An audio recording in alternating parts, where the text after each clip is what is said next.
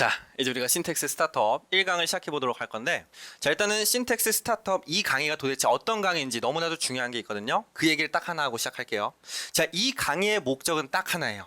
우리 친구가 정말 어디에 가서요, 어떤 곳에서든지 영어 수업을 들었을 때 그 수업의 내용이 이해되도록 만드는 강의가 바로 이 강의예요.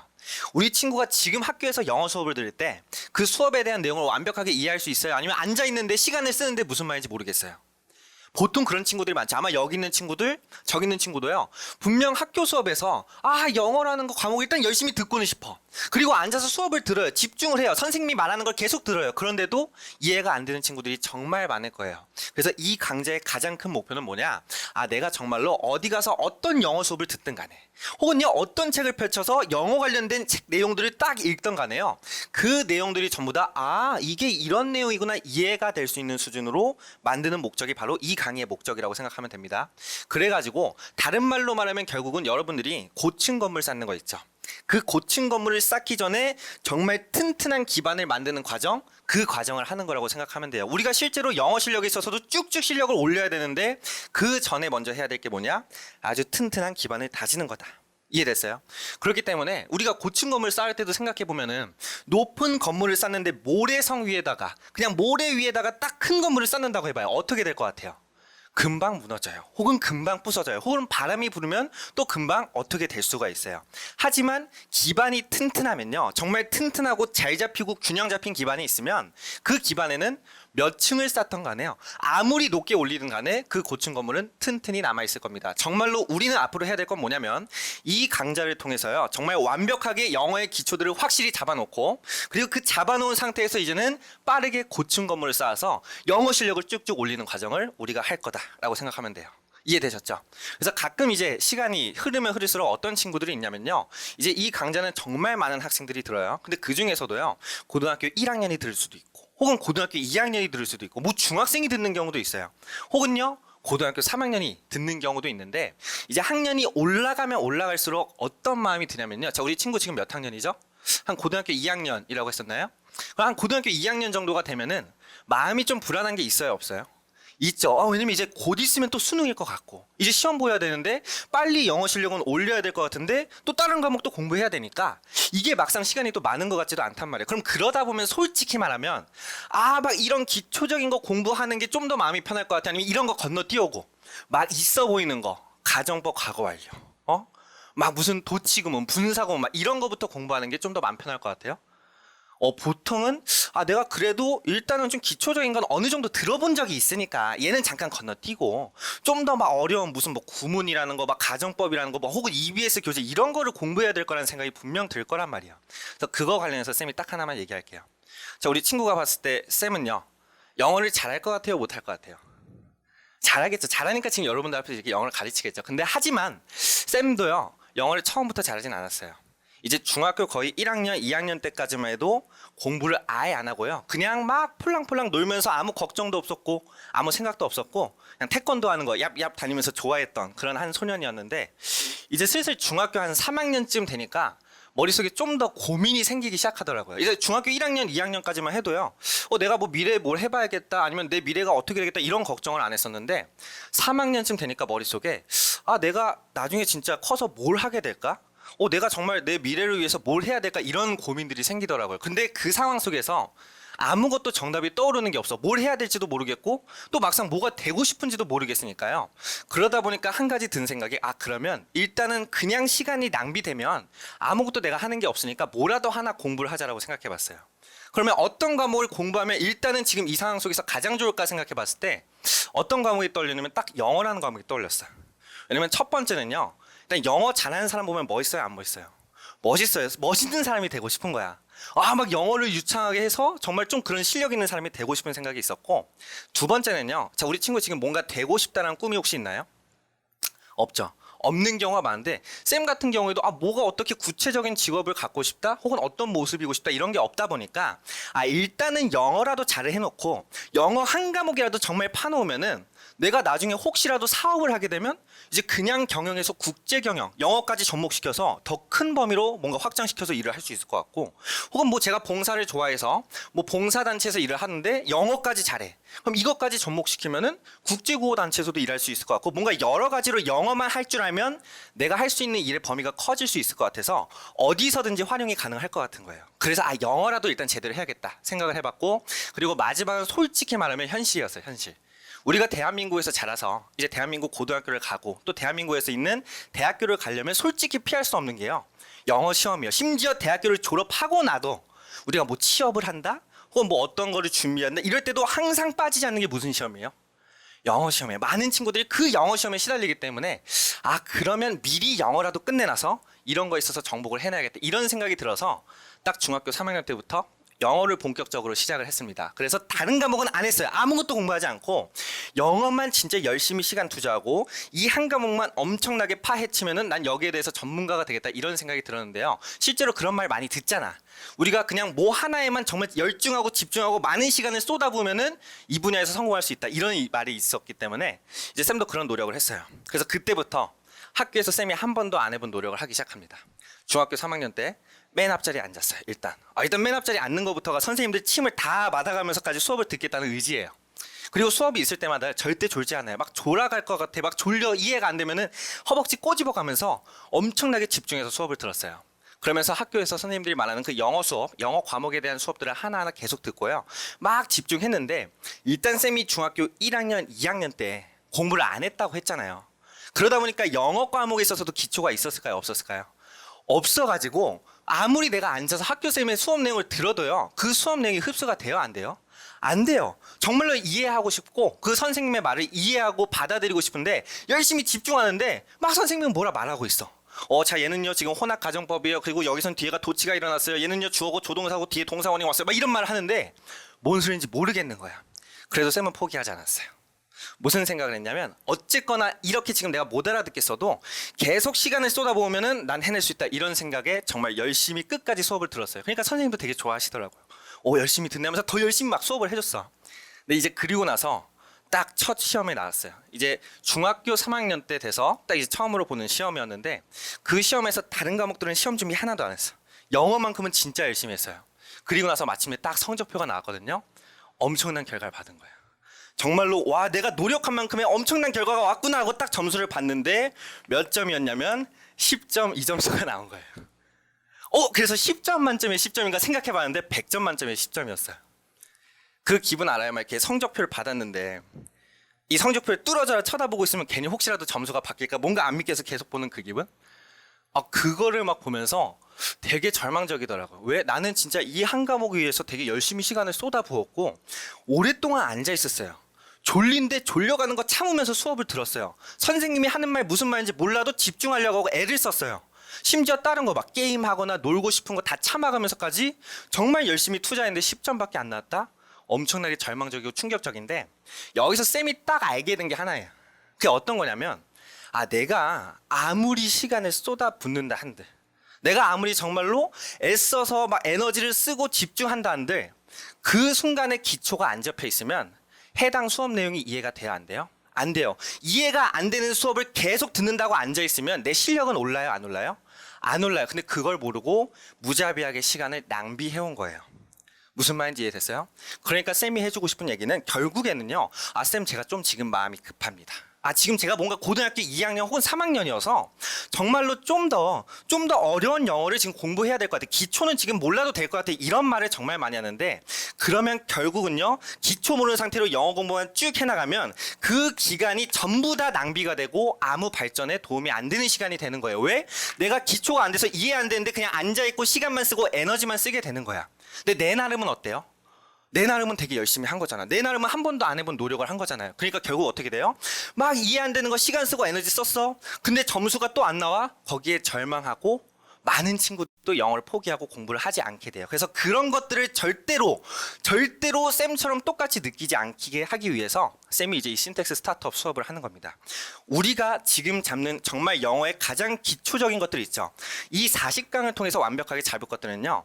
우리 친구가 영어 수업과 관련해서 모든 듣게 될 영어 용어들이라고 생각하면 돼요. 기초 개념이고 기초적인 모든 것들을 다 배운다라고 생각하면 돼요. 그리고 이거를 알아놓으면 정말 어디 가서도 영어 수업이 이해되기 때문에 이걸 안 상태에서 수업에 집중을 한다. 그 수업이 이해가 되고 그 수업 내용이 내 거가 될 수 있어요. 그래서 우리의 목적은 무조건 여기 있는 것들을 정말 튼튼한 기반으로 잘 쌓아놓고 그 다음 열심히 달려가면서 정말로 실력 하나하나 미친 듯이 쌓아가는 거다라고 생각하면 돼요. 그러니까 우리가 기초를 배우지만 막 처음엔 명사, 형용사 유치한 것 같아요. 이런 걸 배울 거예요. 하지만 이것들이 끝나고 나면 가속도가 붙어서 영어 실력이 폭발적으로 오를 겁니다. 그래서 이것이 정말 영어를 공부하는 거 있어서 가장 빠른 방법이라고 생각하면 되고 내가 조급한 것 같아도 지금 이 기초부터 제대로 다지는 게 정말 튼튼하게 실력을 쌓는 거고 가장 빠르고 또 정확한 방법이라고 생각하면 돼요. 이런 말 들어본 적 있어요? 없어요?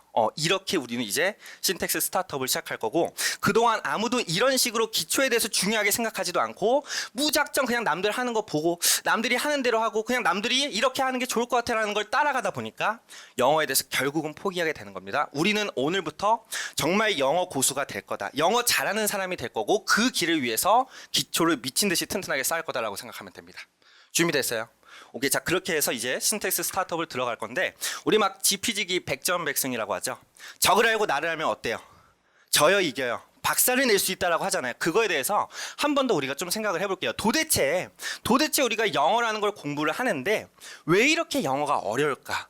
왜 이렇게 영어 수업을 들을 때 영어를 쉽게 공부할 수 없을까? 그거에 대해서 우리가 한번 파악하고 우리가 영어를 잘할 수 없는 이유, 그거를 제대로 파악한 다음에 그 이유에 대해서 우리는 꿰뚫어 가면서 영어 실력을 쌓아가 보도록 할 겁니다. 자, 첫 번째 뭐냐면요.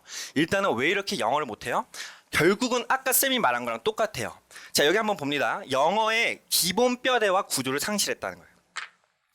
기본 뼈대랑 구조가 뭐냐? 결국은 그냥 우리가 쉽게만 생각하면은 수업 내용이 이해가 안 된다는 거예요. 기초가 안 잡혀 있다는 거예요. 문법도 안 잡혀 있고 뭐 학교에서 말하는 기본 용어도 무슨 말인지 이해가 안 되는 수준인 거야. 근데 거기에 플러스 뭐냐면요.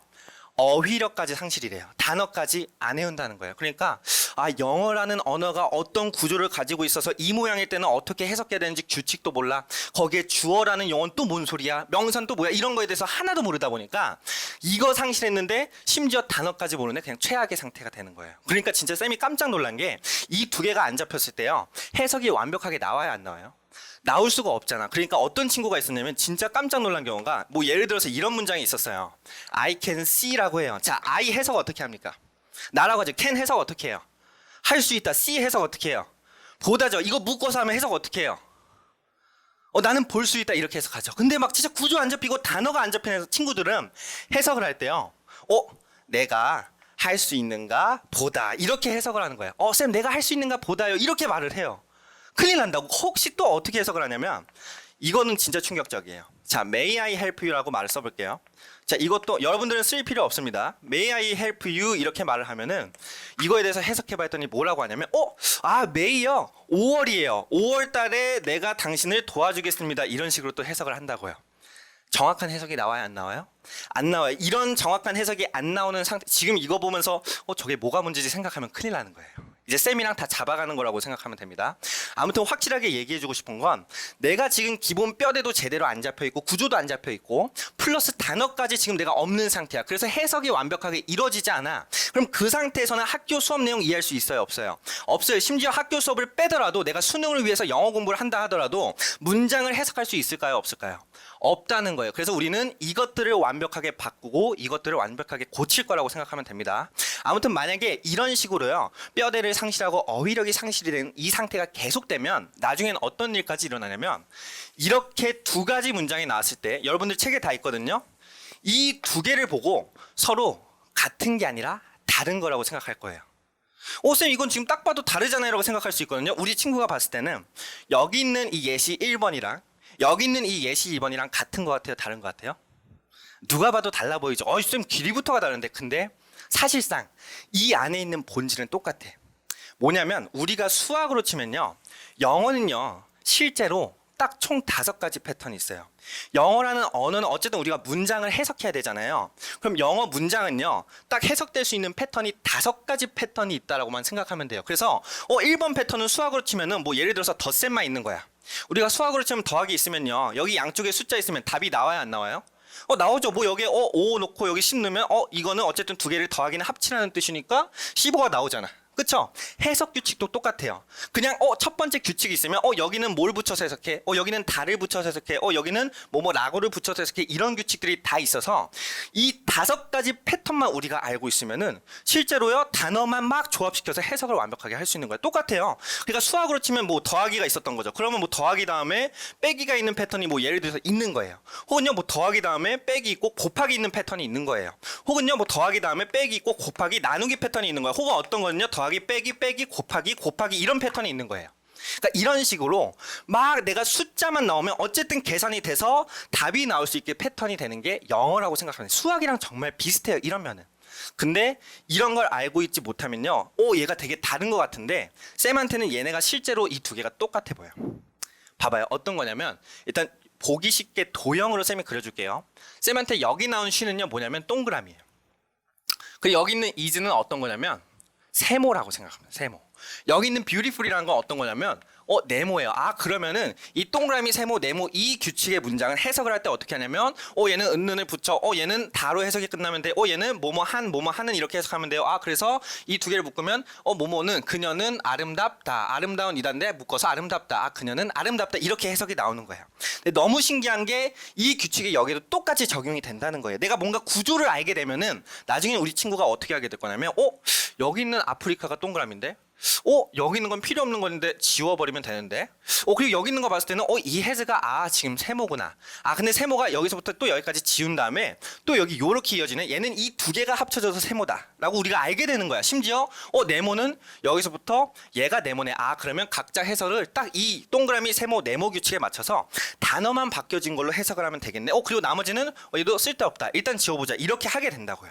그럼 해석할 때 그녀는 대신에 아프리카는이라고 해석을 하는 거고, 이다 대신에 이어왔다라고 해석하는 거고, 아름다운 대신에 집 이렇게 해석해서 아프리카는 집이어왔다, 이렇게 해석이 된다고요. 그러니까 이렇게 구조를 볼 수 있는 눈을 우리가 키워야 되는데, 솔직히 지금은 그 눈이 있어요, 없어요? 없어요. 근데 이런 구조를 볼 줄도 모르는데 막 지금 어려운 문법들을 배우고 막 어려운 문장들을 그냥 수십 시간을 쓰면서 보면서 앉아 있어요. 실력이 늘어요, 안 늘어요? 일단 첫 번째로 우리가 해야 되는 건 이 두 개가 구조가 똑같다라는 걸 완벽히 이해하고 내 걸로 만드는 과정을 무조건 해야 된다는 거 계속해서 지금 쌤이 얘기해 주는 거예요.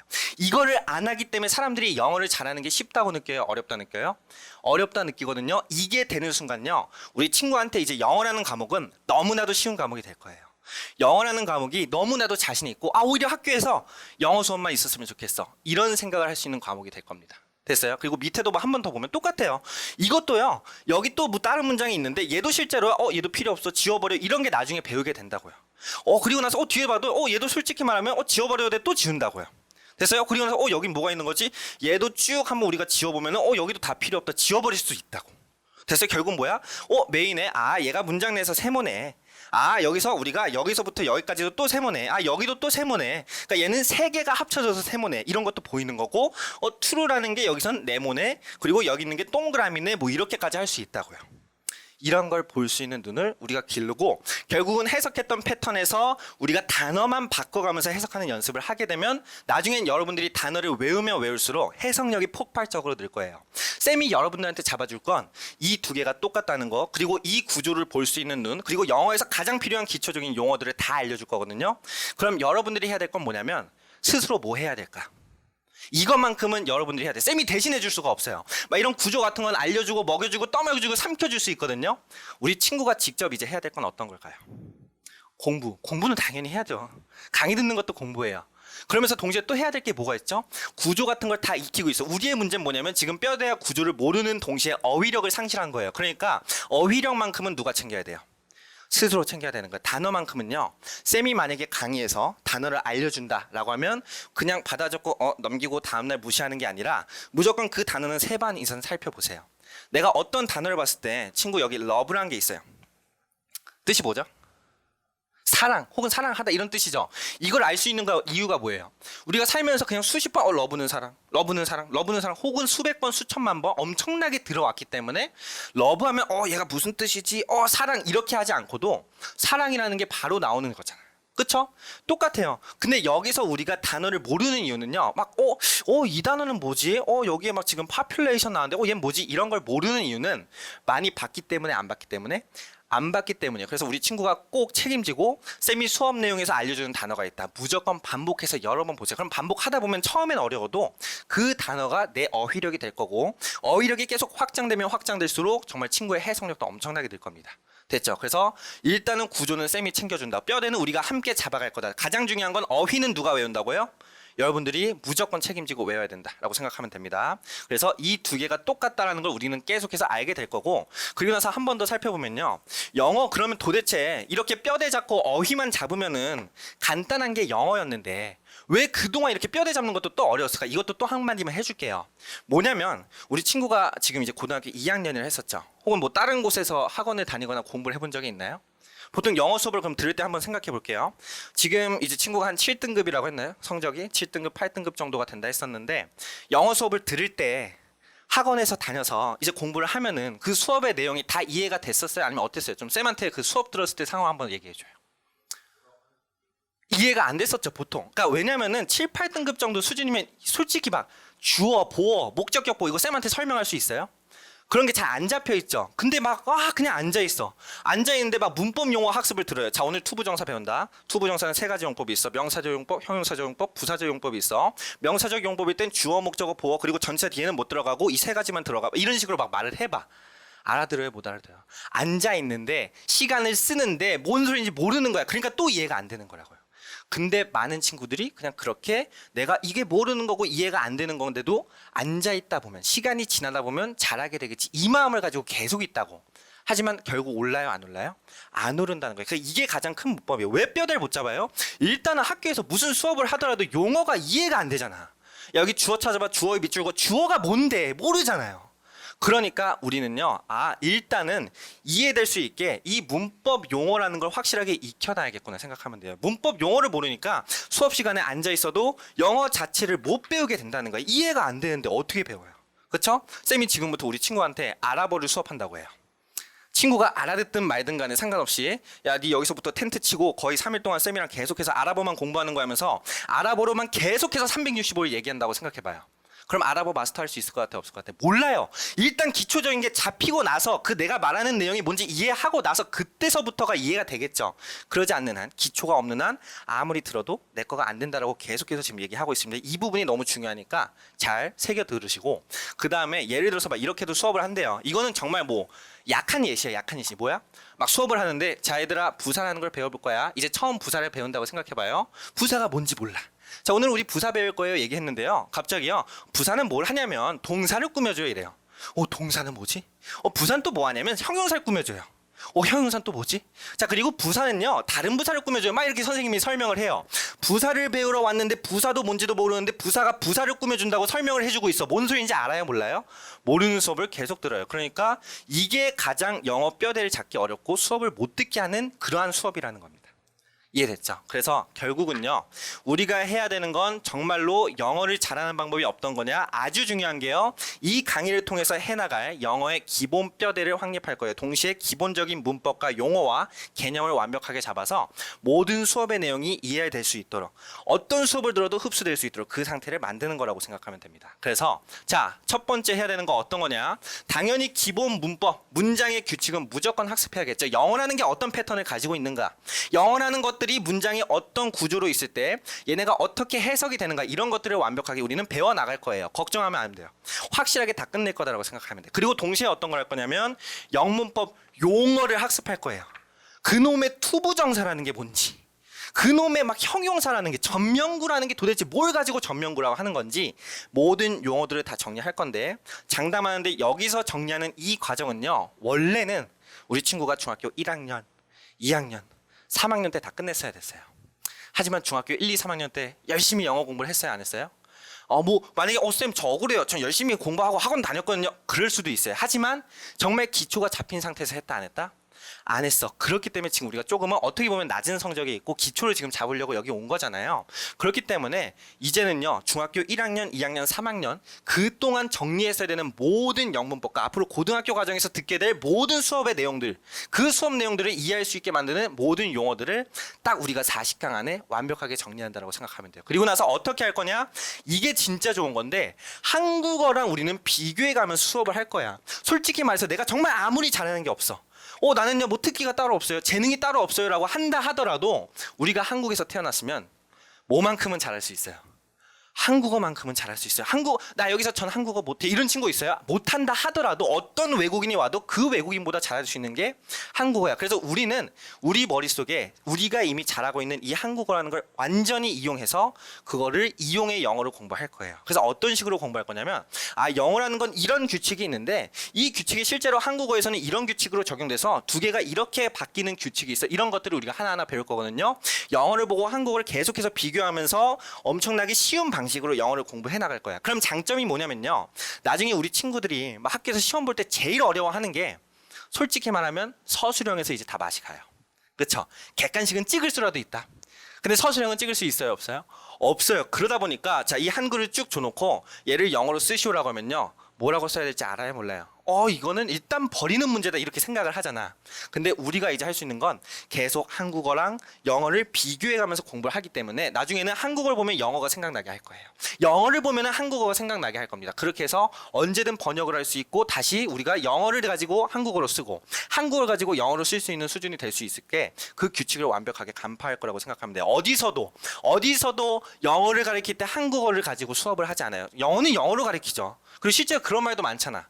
야, 영어라는 건 언어기 때문에 우리가 모국어 습득하는 것처럼 영어적인 환경에서 공부하는 게 좋아 이렇게 많이 말을 하잖아요. 그런 말 솔직히 들어요, 안 들어요? 그게 틀린 말은 아니에요. 맞는 말이거든요. 대신에 그러려면요, 수능을 우리 친구가 한 30년 정도 뒤에 보면 할 수 있어요. 그럴 마음이 있어요, 없어요?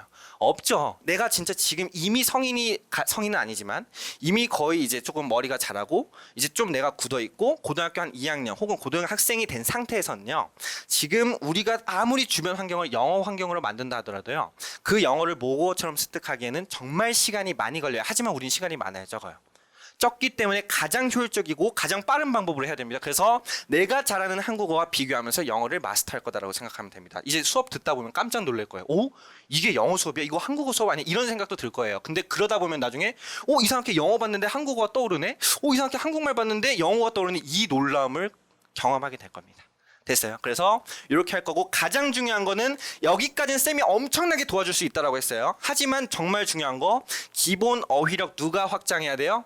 우리 친구가 확장해야 된다는 거예요. 내가 꼭 추가적으로 단어를 암기하고 어휘력을 암기하면 이게 잡힌 상태에서 단어까지 되죠? 해석이 점점 나게 늘 거라고요. 이해됐어요? 그래서 결국 이걸 통해 할 건 뭐냐? 뼈대 구축을 위해서 어휘를 꼭 우리 친구들이 암기해 주셔야 되고, 그리고 어휘마다 품사라는 게 있어요. 우리가 이제 처음부터 하나하나 배워나갈 건데, 단어가 각각 품사라는 게 정해져 있어서 품사가 명사다 이러면 해석이 달라요. 또 품사가 형용사다 이러면 해석이 다 다르거든요. 그래서 예를 들어서 단어를 외울 때 꼭 품사별로 외우라는 게 무슨 말이냐면, 이거 한번 써볼게요. beautiful이라고 한번 쓰면은, 이 단어 뜻이 뭐예요? 아름다운이죠. 그럼 아름다운이라고 우리가 해석이 돼서 실제로 나중에 이걸 막 뭐뭐운으로 해석이 되면 형용사다라고 배울 건데, 얘를 이렇게 해석하지 말라고. 단어를 외울 때 뭐 아름답다, 아름다운 이렇게 다 똑같은 거겠지 하면서 그렇게 세 가지 뜻으로 외우지 말고, beautiful의 모양은 아름다운이면 운으로 딱 외워줘야 돼요. 아름다운인데 아름답다 이렇게 외우면 된다고요, 안 된다고요? 안 돼요. 딱 정확한 뜻으로 여러분들이 암기를 해야지 나중에 쌤이 알려주는 구조랑 적용이 돼서 해석이 완벽하게 될 겁니다. 되셨죠? 요렇게까지 정리하면 오케이, 우리는 이제 준비가 다 끝났다라고 생각하면 되고, 이제는 우리가 해야 될 건 뭐냐면 정말로 수업에 적극적으로 참여해서 수업 내용을 내 걸로 만들고, 정말로 솔직히 말하면 우리 친구가 지금 하고 싶은 게 얼마나 많아요. 또 지금 해야 될 게 얼마나 많아요. 지금 막 해야 될 숙제 같은 것도 많은 것 같고, 내일 당장 뭔가 과제가 있는 것 같기도 하고 이럴 텐데도 그거를 참아가면서까지 막 눕고 싶고 막 게임하고 싶고 친구랑 놀고 싶은 거, 이런 걸 참아가면서까지 지금 이 자리에 앉아서 1시간 수업을 듣는 거잖아요. 강의 듣는 친구들도 똑같죠. 정말로 내가 지금 막 하고 싶은 게 얼마나 많은데 그걸 참아가면서까지 강의 듣는다는 거 엄청난 거거든요. 그럼 꼭 그 1시간 동안 강의 들을 때 그 1시간의 시간이 정말 2시간, 3시간 효율이 나도록 집중해서 들어보세요. 그러면 얻어가는 게 훨씬 많다는 거예요. 강의를 똑같이 듣더라도요. 어떻게 들을 수 있냐면요. 누워가지고 이렇게 들을 수 있어요. 막 그 천장에 걸어놓고 팝콘 먹으면서도 막 들을 수도 있어요. 혹은 정말로 막 강의를 씹어먹을 자세로 막 소리 내면서 쌤이 말하는 거 이거 명사다 막 소리치면서 같이 따라하면서 엄청나게 적극적으로 들을 수도 있어요. 어떤 방법이 더 강의 내용이 내 걸로 전달이 될까요? 두 번째 방법이 된다는 거예요. 그러니까 같은 시간을 쓰더라도 그 시간을 빽빽하게 우리가 정말 에너지 넘치게 쓰고 기왕 하고 싶은 거 안 하고 왔으니까 이 시간이 알차서 내가 더 성장하는 시간이다라고 생각하고 달리시면 됩니다. 준비됐어요? 대답 크게 하면서 이제 우리가 한번 명사라는 걸 본격적으로 들어가 볼게요. 명사 페이지 한번 핍니다. 자, 이제 첫 번째로 명사라는 걸 볼 건데 솔직히 말해서 명사라는 거는 처음 들어봐요? 아니면 들어는 봤어? 여기 있는 친구들 명사 안 들어본 친구 없을걸요? 나 명사 안 들어봤다 손 들어봐요. 있어요? 없어요? 없다고요. 명사는 다 누구나 알고 있는 건데 근데 우리 친구 이름이 뭐죠? 본인 이름 몰라요? 정훈이죠. 자, 그러면 정훈이가 지금 쌤이 너 명사라는 거 들어봤으니까 여기 앞에 나와서 명사 한번 수업 좀 해봐. 명사가 뭔지, 명사가 어느 자리에 쓰이는지, 어떤 걸 가지고 명사라고 할 수 있는지 그 정의를 말해봐 라고 하면 정확하게 말할 수 있어요? 없어요? 자, 그거 말할 수 있는 친구 있어요? 없어요? 없죠. 그러니까 이 명사가 뭔지를 우리가 지금부터 정확히 잡아야지 앞으로 뒤에 가는 아무리 어려운 개념이 나와도 튼튼하게 밀고 나갈 수 있다는 겁니다. 쌤이 한 가지만 얘기해주면 앞으로 우리가 명사, 형용사, 동사, 부사 이런 이상한 것들을 배울 거예요. 근데 얘네들을 한 우리가 6강 딱 6시간 정도까지만 쭉 다 배우고 나면요. 그 뒤에 나오는 더 어려운 영어적 개념들은 다 이 안에서 돌아갈 거거든요. 그래서 지금부터 6강은 거의 목숨 걸고 들어야 돼요. 되게 쉬운 것처럼 느껴져도 이를 물고 정말 우리가 악랄하게 딱 강의를 듣고요. 정말 완벽하게 내 걸로 만들어 놓으면 그 뒤에 40강까지 가는 길이 정말로 편해질 겁니다. 이해됐죠? 명사가 지금부터 어떤 건지 정말 정확하게 딱 설명을 해줄게요. 자, 잘 들으면 됩니다. 자, 어떤 거냐면 필기를 해봤을 때요. 여기에 나오는 이 명이란 말이 있죠. 이 명이 실제로 어떤 거냐면 요렇게 한번 친구들 써봐요. 이름이라고 써봐요. 이름. 명사는 결국은 어떤 거냐? 어떤 단어를 봤을 때 그 단어가 이름을 뜻하면 무조건 명사라고 생각하면 돼요. 이해됐어요? 이름이 어떤 거죠? 무언가를 부르는 거 우리가 이름이라고 하죠. 자, 예를 들어서 친구한테 어떤 걸 보여주냐면 얘를 보여줘요. 얘 뭐야? 라고 말해요. 뭐라고 말할래요? 분필이요라고 하죠. 이러하게 생긴 물체를 가지고 부르는 이름, 지칭하는 용어, 그걸 가지고 우리는 이름이라고 한다고. 그쵸? 그래서 결국은 어떤 단어를 봤을 때 무언가를 가리키면서 지칭하는 이름이다. 그럼 그 단어는 품사가 무슨 사라고요? 명사다라고 생각하면 돼요. 됐어요? 명사는 결국 다른 말로 두 글자 뭐라고? 이름이라고 생각하면 됩니다. 그래서 여러분들 책에 봤을 때 뭐라고 개념이 나와 있냐? 일단은 사람, 동물을 가리키는 말이라고 나와 있어요. 그래서 아까 여기 있는 한 남성의 사람을 쌤이 가리키면서 정훈이라고 불렀죠. 그럼 정훈이라는 이 단어는 정훈이라고 불리는 이 단어는 결국은 무슨 사라는 거예요? 명사가 된다는 거예요. 그럼 여기 있는 뭐 예를 들어서 친구 현지라고 했었잖아요. 이 여자아이를 부르기 위해서 쌤이 현지라고 말해요. 이 현지라는 단어는 무슨 사라고요? 품사가? 명사가 된다는 거예요. 이름은 무조건 무슨 사다? 명사다라고 생각하면 되고 동물도 있어요. 동물. 친구가 아는 동물 뭐죠? 뭐 강아지도 있죠. 또 어떤 동물도 있죠? 뭐 고양이도 있죠. 또 어떤 동물도 있죠? 거북이 있어요. 또 어떤 동물도 있어요?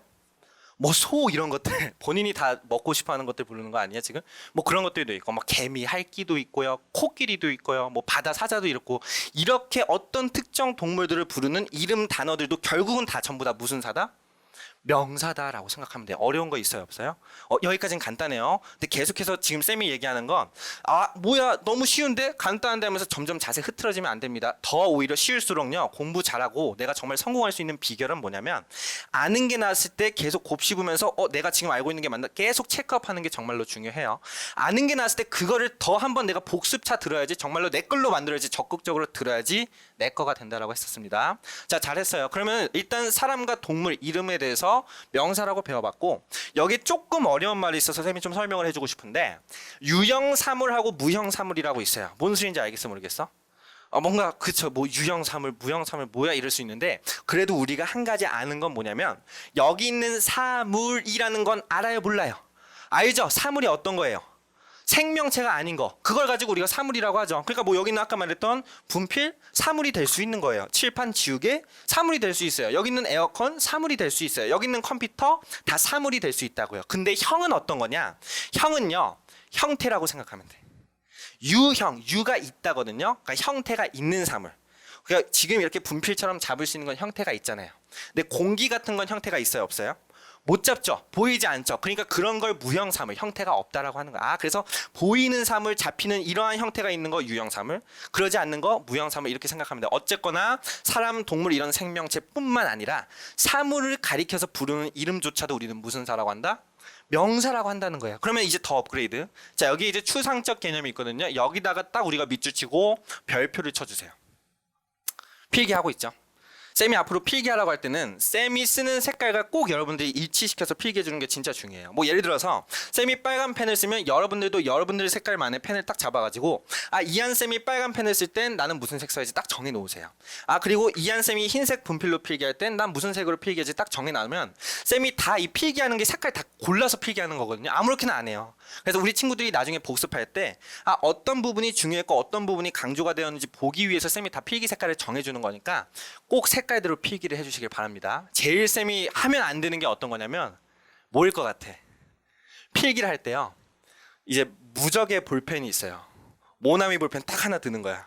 이것만 들고 막 필기하는 친구들이 있어요. 쌤도 그걸 되게 좋아했었거든요. 하지만 정말 그렇게 하면 나중에 다 우리가 다시 펴서 봤을 때요. 제대로 안 보이고 어디가 중요했었는지 파악이 안 되니까 꼭 색깔 나눠서 필기합니다. 됐죠? 그러니까 필기를 예쁘게 쓰고 정말 무슨 하나의 그림처럼 작품처럼 쓰라는 게 아니에요. 필기는 대충 흘려 써도 되지만 색깔 정도는 구분을 확실히 하자. 됐죠?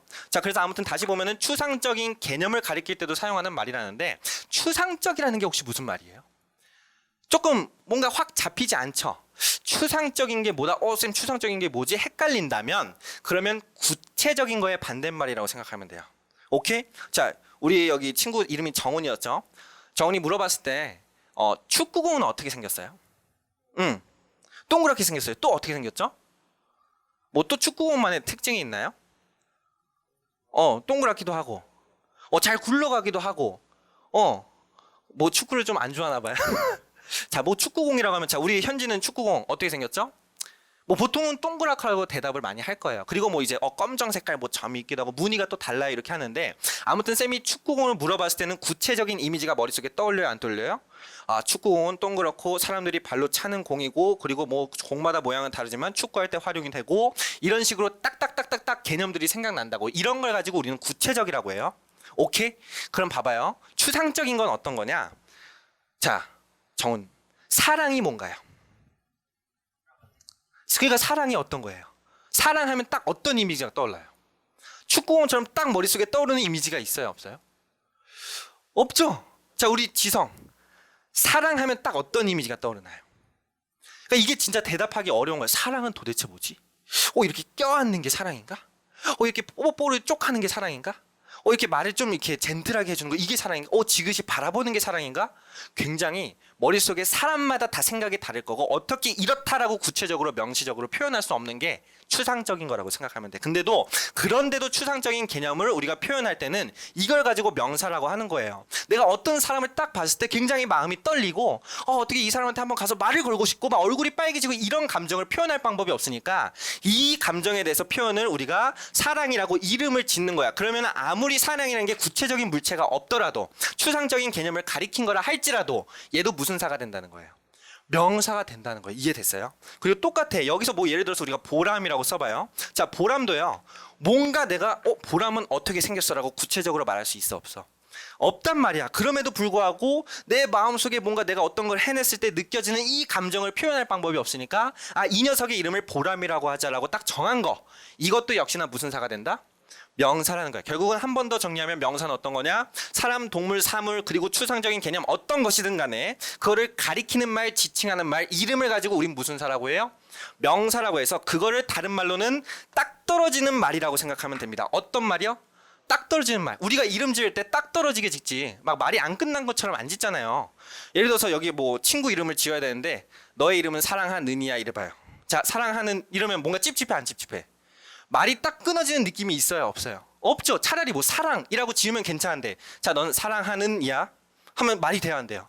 이름을 우리는요 딱 떨어지는 말로 짓는다는 거예요. 그렇게 우리가 조금 생각을 해주면 됩니다. 그래서 쌤 딱 떨어지는 말이 어떤 건가요? 한 번 더 우리가 좀 정리해주면 예를 들어서 빌 게이츠 딱 떨어지는 느낌이 있어요 없어요? 있죠. 이걸 가지고 우린 무슨 사라고 한다? 명사라고 한다. 존, 사람의 이름을 가리킬 때 존 딱 떨어지는 말이 있어요 없어요? 지금 느낌이 있다라는 거예요. 결국 우리, 물, 나무, 책, 사과, 집 전부 다 딱 떨어진다 안 떨어진다? 떨어진다라고 생각하면 돼. 런던, 치약, 속도. 런던도 어떤 나라의 이름을 가리키는 거잖아요. 치약도 뭐예요? 내가 양치를 하기 위해서 짜내는 어떠한 형태의 물체를 가리키는 말, 이름이잖아. 얘도 결국은 치약도 명사야. 속도도 당연히 명사. 아, 뭔가 내가 빠르게 달리는데 이 느껴지는 감각을 표현하기 위해서 속도라고 이름을 지은 거야. 똑같습니다. 지구, 이것, 저것, 그것, 가위 전부 다 무슨 사다? 명사다. 그러면 하나만 더. 사랑하는 것, 이것도 딱 떨어지는 느낌이 있어요, 없어요? 있어요. 그럼 하나만 질문할게요. 뭐냐면 사랑하는 것 말고 사랑하는이라고 해봐. 딱 떨어지는 느낌이 있어요, 없어요? 사랑하는 하면 어때? 뭔가 뒤에 뭐가 나와야 될 것 같아, 안 나와야 될 것 같아? 사랑하는 사람, 사랑하는 소녀, 뭔가 이렇게 말이 이어져 나와야 될 것 같죠. 그냥 쌤이 갑자기 여러분한테 사랑하는 이렇게 계속 가만히 있어봐. 답답해 안 답답해요? 뭔가 더 추가적으로 나와야 되고 딱 떨어지는 느낌이 안 난다고. 사랑하는 것, 아 이게 딱 떨어지는 거다. 이렇게 생각하면 되고, 미워하는 것 딱 떨어진다 안 떨어진다? 딱 떨어진다. 얘도 무슨 사다? 품사가? 명사다. 미워하는 이러면 딱 떨어져요 안 떨어져요? 안 떨어져요. 얘는 명사예요 아니에요? 명사가 아니라는 거예요. 그리고 나서 미움 이러면 얘는 명사야 아니야? 명사가 된다. 사랑 명사가 된다. 가구 명사가 된다. 이렇게 정리하면 이제 명사가 뭔지는 알겠어요? 모르겠어요? 이제 그럼 이 정도 수업의 지금 내용을 들었을 때 이 정도 개념만큼은 우리 친구가 와서 설명할 수 있겠어 없겠어?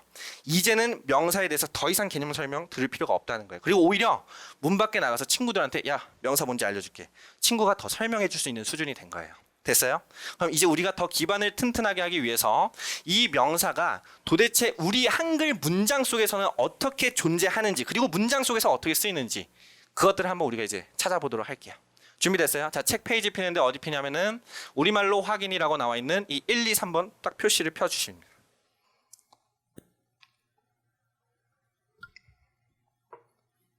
폈죠? 자, 보면 우리말이 이렇게 지금 세 가지가 있는데요. 일단 우리가 처음에 좀 해보고자 하는 연습은 뭐냐면, 아 명사라는 개념이 뭔지 알았어. 근데 이 명사라는 게 실제로 문장 속에서 있는지 내가 알아야 될 거 아니야. 막 문장이 있는데 얘를 보고 얘는 명사야, 얘는 명사가 아니야, 이걸 파악할 수는 있어야 될 거 아니야. 그쵸? 그래서 그걸 파악하는 연습을 할게요. 자, 첫 번째 뭐냐면 빌 게이츠에다가 빨간 펜 밑줄 치세요. 자, 빌 게이츠 우리가 아까도 봤지만 얘는 딱 떨어지는 느낌이 있어요 없어요? 있죠. 아 그리고 어떤 사람, 빌 게이츠 대단한 사람이잖아요. 제 쌤의 평생 소원은 뭐냐면, 쌤이 정말로 성공해가지고 엄청 큰 사람이 돼서 빌 게이츠가 이제 쌤 집에 있는 바탕화면을 깔아주는 거 윈도우를 깔아주는 거, 그게 이제 쌤 진짜 평생 소원이야. 아무튼 딱 빌 게이츠라는 사람, 대단한 부유한 인물, 그 사람을 가리키는 이름이기 때문에 얘를 가지고도 자, 이 단어의 품사가 뭐야 라고 하면 뭐라고 대답해야 돼요? 명사다라고 대답하는 거야. 우리 친구들이 다 같이 씁니다. 이 녀석은 명사입니다. 그리고 나서 그 밑에도 똑같아요. 존이라고 나왔어요. 아, 존. 우리가 알고 있는 존 선생님이구나. 그 선생님을 가리키기 위해서 존이라고 표현을 한다면 역시나 이 존도 딱 떨어져요? 안 떨어져요? 떨어지기 때문에 얘도 결국은 이 단어의 품사 뭐야 라고 물어봤을 때 뭐라고 해야 돼? 명사라고 할 수 있어야 된다는 겁니다. 이 녀석도 결국은 명사구나. 그리고 나서 학생이 있어요. 학생에다 밑줄. 자, 학생도 지금 딱 말해봤을 때 딱 떨어져요? 안 떨어져요? 우리가 막 이렇게 막 어디 바쁘게 갈 때 가끔 주변 사람들이 학생 학생 이렇게 부를 때가 있잖아요. 이 사람을 부를 때 학생이라고도 부르죠. 어쨌든 어떠한 신분을 가리키는 이 이름 자체도 학생이라고 우리가 말을 하는 거죠. 딱 떨어져 안 떨어져? 떨어지면서 이 녀석도 결국은 뭐냐면 명사라고 요렇게 쓰는 거예요. 이제 이런 식으로 계속 연습하면 한글 문장 봤을 때 얘는 명사다 아니다가 보여요 안 보여요? 보이는 연습을 일단 첫 번째로 하는 겁니다. 자, 그 다음 세 번째 봐볼게요. 우리는 흥분되었다에서 우리에다가 빨간 펜 밑줄. 자, 우리도 똑같아. 여기 있는 나 그리고 너 그리고 여기 있는 친구 여기까지 딱 묶어가지고 우리라고 한 번에 지칭할 수 있죠. 우리도 해석이 딱 떨어져 안 떨어져? 떨어져. 계속해서 너희들이 연습해야 될 건 어떤 거냐면요. 이게 딱 떨어지는 건가 아닌가를 계속해서 한번 해보는 거야. 머릿속으로 생각해요. 치킨 딱 떨어지나? 떨어진다. 피자 딱 떨어지나? 떨어진다. 먹을 것만 하면 자꾸 배고프니까 왜 다른 것도 해보는 거야. 미워하는 딱 떨어지나? 이런 걸 계속해서 우리는 연습을 해 나가는 겁니다. 결국 여기 있는 우리도 딱 떨어지는 녀석이니까 어떻게 해야 되나? 명사 요렇게 우리가 표시하면은 명사만큼은 찾는 거 쉽게 할 수 있다고요. 됐어요? 이게 우리말에서 나오는 바로 명사다라고 생각하면 되고, 이제 한글 문장을 봤을 때 친구들이 할 연습은 얘 명사다, 얘 명사다 계속해서 찾는 연습을 하면 도움이 엄청나게 될 거예요. 됐어요? 그러면 아무튼 우리는 지금 한글을 배우러 온 건 아니잖아요. 그쵸? 이제 한글 배우고 집에 갈래요? 그게 아니잖아. 어쨌든 우리의 목적은 뭘 정확하게 배우는 거예요? 계속해서 쌤이 장담하지만 우리는 이 시간 동안, 이 스타트업 40강 동안요, 영어라는 과목을 정복할 수 있도록 만드는 기반을 튼튼하게 쌓을 거라고 했어요. 그쵸? 영어를 배우는 게 우리의 최종 목표고, 영어 수업을 들었을 때 그 수업 내용을 이해할 수 있게 만드는 그 수준이 되는 게 우리의 최종 목표라고 했어요. 그쵸? 그렇기 때문에 어쨌거나 영어를 공부할 거예요. 이 한글은 이제 그만 볼 거야. 그럼 봤을 때 어쨌거나 여기 있는 빌 게이츠가 지금 한국말로 빌 게이츠 써져 있어요. 근데 얘를요, 영어로 번역한다고 생각해 봐요. 이렇게 한국말로 써져 있는 빌 게이츠를 영어로 빌 게이츠 막 이렇게 썼다라고 생각해 봐요. 그럼 어쨌거나 한국말 빌 게이츠가 영어 스펠링으로 바뀌어서 빌 게이츠라고 그대로 쓰였어. 그러면은 명사였던 빌 게이츠가 갑자기 명사가 아닌 걸로 될까요? 그대로 명사일까요? 그대로 명사겠죠. 우리가 강아지를 도그라고 불러도 어쨌든 명사는 똑같이 명사로 존재하겠죠. 그냥 이름 부르는 방식만 바뀐 거지, 스펠링만 바뀐 거지. 그쵸? 그렇기 때문에 여기 있는 빌 게이츠도 쭉 밑줄 쳐놓고, 이 단어의 해석이 빌 게이츠라고 아는 순간 얘 품사는 뭐다? 명사가 된다는 거예요. 얘도. 영어를 봤을 때도 이제 이거 명사인 것 정도는 쉽게 파악할 수 있다고요. 어렵지 않죠. 명사까진 간단할 거예요. 근데 진짜 장담하는데 이게 되게 쉬운 것처럼 느껴져도요, 이제 뒤에 가면 갈수록 이제 막 더 어려운 개념들이 나올 거예요. 나중에 막 명사뿐만 아니라 막 명사구 이런 거 나올 거예요. 막 명사절, 그리고 막 분사구, 막 어려운 말들이 엄청 나올 거거든요. 막 접속사 플러스 주어 동사, 막 종속적 수사 이런 말들이 엄청 어렵게 들릴 텐데, 그때 내가 명사라는 게 정확히 어떤 건지 확실히 알아놓으면 이상한 괴기한 모습이 나와도요, 어쨌든 명사는 명사도 딱 잡을 수가 있어. 됐어요? 그래서 그냥 요거에 대한 개념을 지금은 확실하게 잡아간다라고 생각하면 됩니다. 쌤, 그러면 여기 빌 게이츠 뒤에 있는 is, 뭐 very, 이런 rich 이런 것들은 각각 뭔가요? 요런 건 우리가 뒤에 가면서 배울게요. 그러니까 우리가 앞으로 수업해 나가는 방식은 뭐냐면, 가끔 친구들이 착각하는 게 마음이 급해가지고요, 막 그냥 과식을 해요. 그냥 막 수업도요, 일단은 계속해서 많이 듣고 많은 내용을 알아야지 순간 많이 배웠다라고 생각하는데 그러면 큰일 납니다. 우리는 이제 차근차근 하나하나 소화해 나가면서 끝낼 거고, 막 마음 급한 것 때문에요, 막 그냥 무작정 진도 달리고 막 무슨 내용인지 잘 잡히지도 않았는데 그 다음 거 배우고 쭉쭉 나가면요, 결국 이 중에 빠지는 게 엄청 생겨요. 그리고 이 빠지는 게 생기면 치명적인 게 뭐냐면 나중에 다시 돌아와야 돼. 왜? 결국 어느 지점에 갔을 때 이 빠지는 부분 때문에 이해가 계속 안 잡히는 부분이 있거든요. 그럼 나중엔 이 빠지는 부분이 어떤 거일지 찾기도 어려워져요. 그래서 하나하나 차근차근 우리는 완벽하게 끝낼 겁니다. 계속해서 지금은 명사에만 일단 좀 초점을 맞춰볼게요. 나중에 막 is가 뭔지, 이런 reach 이런 게 뭔지 다 배워갈 거예요. 됐죠? 자, 그리고 밑에 봅니다. 여기 또 존이라고 나와 있어요. 한국말로 존이었던 게 영어로 또 존으로 바뀌어 있어. 여전히 이거의 품사는 어떤 거라고요? 그쵸? 딱 떨어지니까 이 녀석도 명사다라고 우리는 써볼 수 있는 거고, 그리고 그 뒤에 students 나왔는데 students 뜻이 뭐죠? 학생이죠. 그러니까 이제 여기서부터 중요한 거는 얘에 대해서 단어의 뜻을 몰라. 딱 students 봤는데 학생의인가? 학생인인가? 막 단어의 뜻이 생각이 안 나. 그러면은 얘를 가지고 영어 문장을 봤을 때 이 단어 명사다, 아니다가 판단이 돼야 안 돼요? 안 되죠. 그래서 무조건 어휘는 어떻게 해야 된다? 무조건 외워야 되는 거야. 무조건. 그래서 적어도 students라는 단어를 봤을 때는 학생이란 뜻이었지. 그럼 학생이란 뜻이니까 학생은 딱 떨어지네. 이 녀석 명사지. 이제 이 정도까지는 빨리 와야 된다고. 됐어요? 무조건 단어는 정말 내 습관처럼 외워주셔야 됩니다. 그리고 나서 이제 밑에 보면은 we라고 나와 있어요. 똑같아요. 얘도 내가 단어의 뜻만 알고 있으면 we는 뜻이 뭐예요? 우리란 뜻이죠. 우리 딱 떨어져요, 안 떨어져요? 떨어진다고. 그러니까 이 녀석도 결국은 품사가 명사가 된다라고 요렇게 우리가 써볼 수 있다고요. 그쵸? 근데 만약에 혹시라도 어떤 친구가 이 위에 대해서 우리의라고 외웠어. 그러면은 단어에 대해서 품사를 제대로 외운 거예요? 못 외운 거예요? 못 외운 거죠. 그러니까 쌤이 단어를 외울 땐 무조건 품사별로 제대로 외우라는 거야. 위면 우리면 우리라고 외워야 되지, 우리의, 우리의 것 이렇게 외우면 안 된다고요. 정확히 품사별로 어휘를 암기하셔야 됩니다. 자, 그럼 요렇게까지만 봤으면 오케이. 이제는 문장 내에서 한글을 봐도 영어를 봐도 뭐가 명사인지 감이 잡혀요, 안 잡혀요? 잡히죠. 요렇게 우리가 하나씩 차근차근 해 나갈 거예요. 자, 요렇게 우리가 보고, 그리고 나서 이제 문제를 우리가 한번 풀고 들어가 볼게요.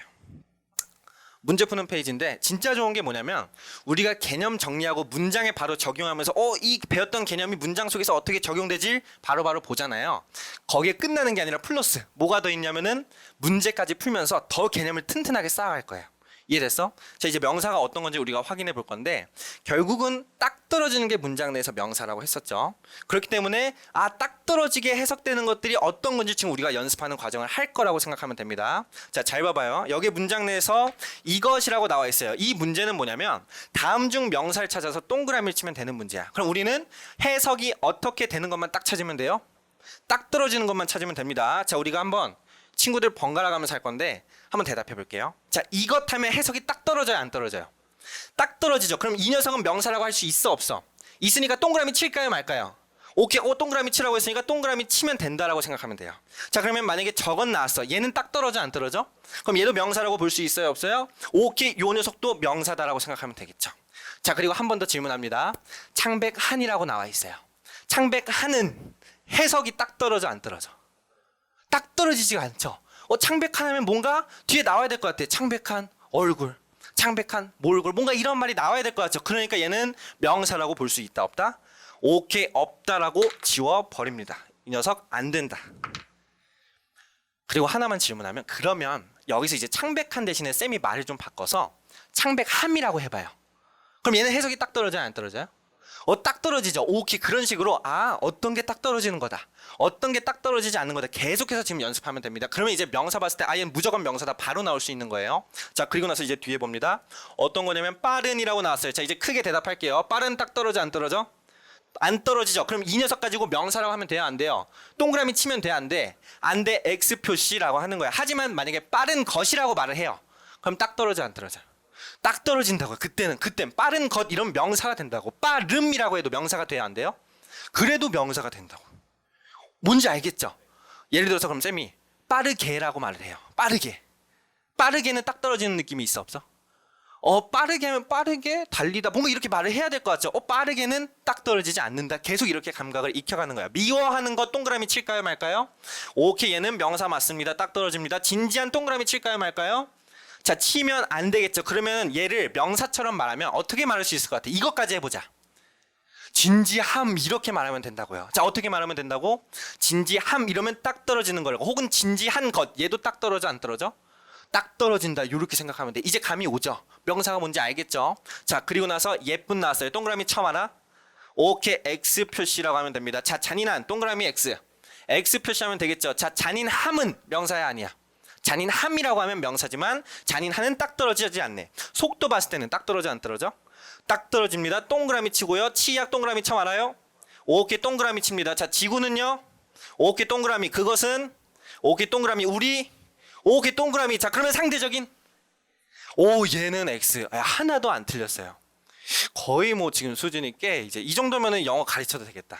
자, 이런 식으로 진짜 쌤이 좀 추천하는 건 뭐냐면, 내가 지금 개념을 따끈따끈하게 배웠잖아요. 근데 이거를 정말 잘 익히기 위해서 되게 좋은 방법은 친구한테 이 개념을 설명해 주는 거예요. 그러니까 우리가 실제로 learning by teaching이라고 하거든요. 그러니까 배우는데 가르치면서 더 배운다라고요. 그래서 선생님들은 계속 똑똑해질 수밖에 없는 게, 여러분들한테 가르치면서 맞아, 이런 개념이 있었지 하면서 알게 될 때도 가끔 있어요. 쌤은 지금은 그러지 않아요. 근데 정말 가르치면서 되게 내가 말로 뱉기 때문에 이게 효율적인 학습이 되거든요. 그러니까 우리 친구도, 여기 있는 친구들 전부 다 어떻게 하냐면, 꼭 내가 배운 개념이 있으면 뭐 집에 있는 뭐 부모님이나 아니면 형제가 있으면 형제나 자매가 있으면 자매나 아니면 친구들한테 가서, 야 봐봐, 명사가 뭐냐면 이게 명사 하면서 막 설명을 해줘봐요. 그러면 그 개념이 더 튼튼하게 잡힐 거예요. 그리고 가장 중요한 거는 우리가 그걸 하지 않더라도 그렇게 해야 되는데 만약에 그걸 못하는 환경이 있을 수도 있잖아. 그래서 여기서 하는 게 정말 특별한 과정이 있죠. 우리 여기서 공부하는 친구들은 항상 뭐 봐요? 나중에 일주일 동안 공부하고 그 공부한 분량에 대해서 어떤 거 보죠? 분원에 가서 담당 쌤들한테 각각 테스트를 받잖아. 그 테스트가 진짜 좋은 거예요. 왜냐면 테스트를 종이에다가 봐요, 아니면 말로 봐요? 말로 보죠. 솔직히 말로 테스트 본다고 하면 막 뭔가 쉬울 것 같아, 어려울 것 같아? 아직 뭔가 테스트 안 봐본 친구들은 뭐 테스트 쉽겠지 이런 생각하겠지만 이제 깜짝 놀랄 겁니다. 뭔가 선생님들이 갑자기 야 말로 해, 이거 뭐야, 이게 뭐야, 딱 떨어지는 말이 뭐였어 막 물어보면은 뭐라고 말해야 되지? 막 생각이 안 나. 근데 막 빨리 3초 안에 말해, 3, 2, 1 틀렸어 체크 봐 이러면요 막 머리가 하얘진다고요. 근데 그 상황 속에서 계속해서 내가 배운 개념을 말로 뱉는 연습을 엄청나게 해내면 이게 배운 것들이 정말 단기 기억에서 장기 기억으로 넘어가게 돼요. 그래서 여기서 보는 테스트가 진짜 거의 최강 필살기라고 생각하면 돼요. 그래서 가끔 막 테스트 되게 긴장돼요. 쌤, 저 테스트 통과 못하는 거 힘들 것 같아. 이런 말을 많이 하는 친구들도 있는데 이 테스트를 제대로 통과해야지만 내가 정말 그동안 배운 내용을 잘 마무리하는 거고 그리고 그 다음 과정을 나갈 수 있는 준비가 되는 거다라고 생각하면 돼요. 그리고 이렇게 해야지만 정말 여러분들이 에너지를 쓰고 시간 쓴 그 공부한 것들이 정말 내 거가 된다라고 생각하면 돼요. 많은 친구들이 인강을 끊어요. 그리고 인강을 끊고 프리패스라는 걸 끊고 그냥 계속 듣다 보면은 내가 알아서 실력이 오르겠지 생각해요. 하지만 들으면 까먹고 들으면 까먹고 들으면 까먹고를 반복해요. 여기 있는 것 중에서 빠지는 게 있어도 누구 하나가 테스트를 봐주는 사람도 없고 너가 지금 뭘 알지 뭘 모르지 잡아주는 사람이 없어요. 그러다 보니까 계속해서 공부를 하긴 했는데 뭔가 지식이 튼튼하게 안 잡히는 거야. 우리는 그 상황을 반복한다 안 한다?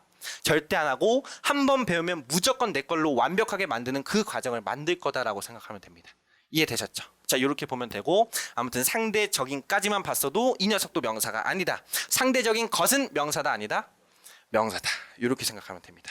되셨죠? 자, 이렇게까지 일단 정리해보고 우리가 그러면 이제 2번 문제부터는 지금 바로 풀지 않고 잠깐 쉬었다가 쌤이랑 2강에서 한번 풀어보도록 할 테니까 오늘 배웠던 개념, 명사라는 게 어떤 건지 확실하게 정리해놓고 정말 앞으로 내가 어떻게 공부를 해나가야 될지 오늘은 이 과정을 통해서 이걸 시작으로 정말 튼튼한 기반을 만들고 앞으로 영어를 미친 듯이 쌓아가야겠다. 이 마음을 꼭 먹으시길 바랍니다. 자, 명사 일단 여기까지 가볍게 배워보고 쌤이랑은 다음 시간에 보도록 하겠습니다. 수고하셨습니다.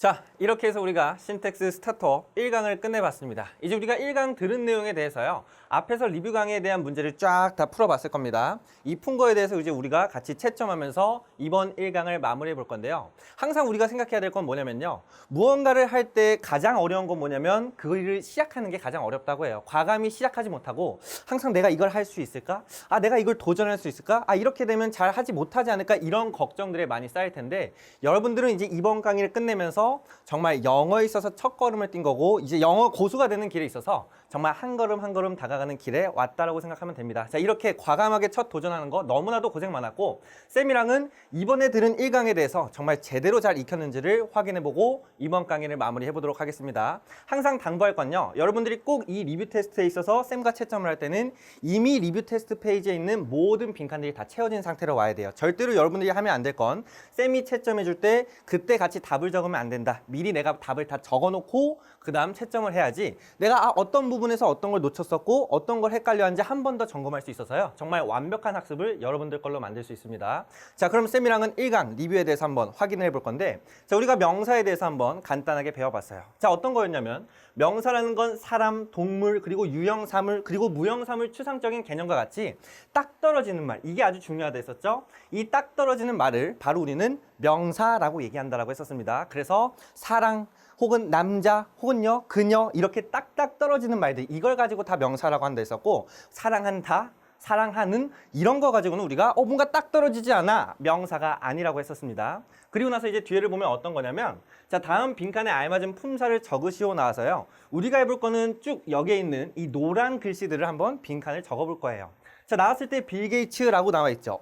빌 게이츠 딱 떨어지네. 여기서 우리가 알 수 있는 건, 이 녀석의 품사라는 건 명사야 라고 생각해 볼 수 있는 거예요. 밑에 봐도 똑같습니다. 존은 학생이다 해서 학생, 딱 떨어지네. 요 녀석도 어떤 품사냐면 명사라고 이렇게 우리가 해볼 수 있었어요. 그리고 하나만 더 물어보면, 그러면 여기 있는 존이란 건 또 어떤 품사냐?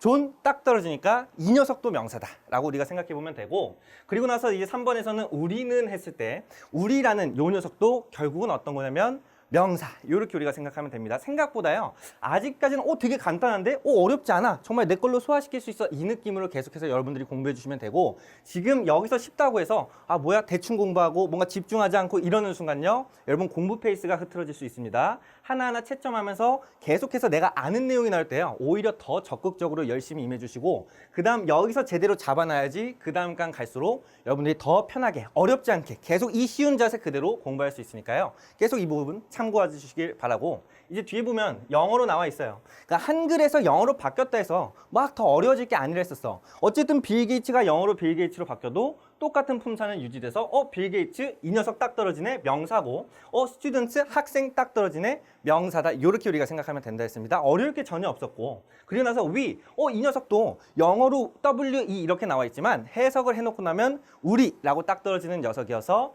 역시 이 녀석도 명사다라고 해봤습니다. 오케이, 이렇게 보면은 명사라는 게 되게 간단한 개념이었다. 그냥 딱 떨어지는 말, 누군가를 부르거나 동물을 부르거나 혹은 사물들을 지칭하는 이름들, 이런 것들을 가리킨다라고 생각하면 되고, 한 번 더 정리하면 사람, 동물, 그리고 유형사물, 무형사물, 어쨌든 사물인데 형태가 있는 사물이나 형태가 없는 그런 사물들, 혹은 추상적인 개념, 사랑, 혹은 뭐 행복, 이런 거와 같은 것들, 그런 것들처럼 딱 떨어지는 말, 이 말을 명사라고 했었습니다. 이렇게까지 기억하면요, 오케이, 신텍스 스타트업 1강에 대해서 배운 거 완벽하게 제대로 복습했다라고 생각하면 되고, 계속해서 이 자세 유지해주면서요, 우리가 2강 때 또 마저 보도록 하겠습니다. 자, 너무나도 고생 많았고 쌤이랑은 2강에서 보도록 하겠습니다.